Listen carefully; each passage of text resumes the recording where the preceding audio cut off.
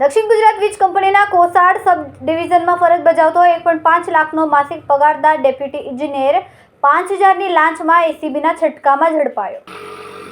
દક્ષિણ ગુજરાત વીજ કંપનીના કોસાડ સબ ડિવિઝનમાં ફરજ બજાવતો 1.5 લાખનો માસિક પગારદાર ડેપ્યુટી ઇજનેર 5000ની લાંચમાં એસીબીના છટકામાં ઝડપાયો છે।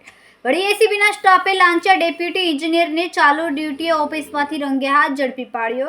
જ્યારે તેને એસીબીની ટ્રેપ હોવાની ખબર પડી ત્યારે તબિયત સારી નહીં એવા બહાના કાઢીને છટકવાની કોશિશ કરી।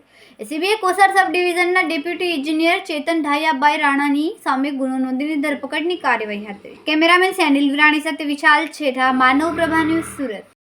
અમારા વિડીયોની નવી અપડેટ મેળવવા માટે સબસ્ક્રાઇબ કરો માનવ પ્રભા ન્યૂઝ ચેનલને, બેલ આઇકન ક્લિક કરો લેટેસ્ટ વિડીયો સૌથી પહેલા મેળવવા માટે।